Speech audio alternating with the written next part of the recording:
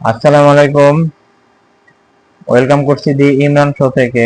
অন্যান্য ধর্মাবলম্বীরা যারা শুনছেন তাদের প্রতি আন্তরিক কৃতজ্ঞতা। আপনারা জানেন এই আজকে 26 জুন বাংলাদেশ ক্রিকেটের টেস্ট ক্রিকেটের 25 বছর পূর্তি হলো। এই 25 বছরের টেস্ট ক্রিকেটের পূর্তিতে বাংলাদেশ কি ভালো মানের 25 জন টেস্ট প্লেয়ার তৈরি করতে পেরেছে? এই 25 বছরে কি বাংলাদেশ 25টা জেলায় ভালো মানের ক্রিকেট অবকাঠামো তৈরি করতে পেরেছে? ভালো মানের ভালো মান ভালো মানের ভালো মানের কোনো ক্রিকেট অবকাঠামো 25 জেলায় এবং 25 জেলার কমও তৈরি করা হয়নি। এই 25 বছরে কি বাংলাদেশ 25টা টেস্ট ম্যাচ জিতেছে? না, বাংলাদেশ টেস্ট ক্রিকেট তার 25 বছরে মাত্র 23টা টেস্ট জিতেছে। আর ম্যাক্সিমামই হেরেছে আর কিছু ম্যাচ ড্র করেছে। এই ড্র করার মধ্যেও যদিও যেগুলো ছিল বেশিরভাগই ছিল বৃষ্টির সৌজন্যে।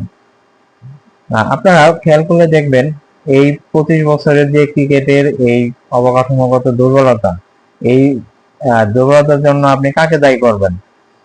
নাজমুল হোসেন পাপন 10, 15, 16 বছর ক্ষমতা ছিল, তাকে কি দায়ী করবেন? অথবা তার আগে পরে যারা ছিল তাদের দায়ী করবেন? আসলে এই 25 বছরের ক্রিকেটের এই অবকাঠামোগত দুর্বলতার জন্য ভালো টেস্ট ক্রিকেটার তৈরি না হওয়ার জন্য আসলে সবাই দায়ী। আপনারা জানেন এই নাজমুল হোসেন পাপনের বোর্ড 900 কোটি টাকা রেখে গিয়েছিল ব্যাংকে, এখন সেটা বেড়ে 1000 কোটি টাকা হয়েছে কিনা সেটা বলা যাচ্ছে না, সেটা বলাই দিচ্ছে। ইভেন প্রায় সবাই প্রতিশ্রুতি দিচ্ছে যে টেস্ট ক্রিকেটের অবকাঠামো তৈরি করবে। 25 বছরে কি কোনো আঞ্চলিক ক্রিকেট কাঠামো গড়ে উঠেছে? এই এবং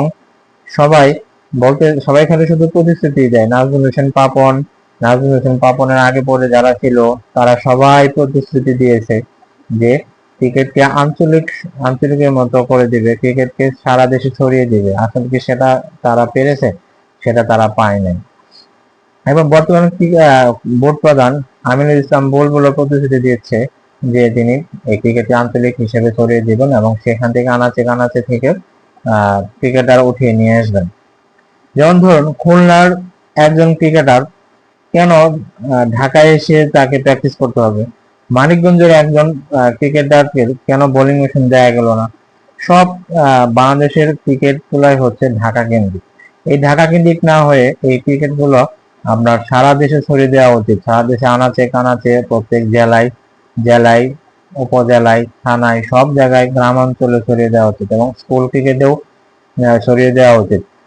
আজকে বাংলাদেশের ক্রীড়া উপদেষ্টা আসিফ মাহমুদ সজীব ভুঁইয়া বলেছে যে এই স্কুল ক্রিকেট ছড়িয়ে দেওয়ার জন্য তারা 100টি মাঠে ভালো মানের পিচ তৈরি করে দেবে। এটা একটা ভালো উদ্যোগ। আশা করা যায় সামনে এই ক্রিকেটের আরো কি হয়, ক্রিকেটের উন্নতি হয় কিনা সেটা এখন দেখার বিষয়। ধন্যবাদ সবাইকে, ভালো থাকবেন।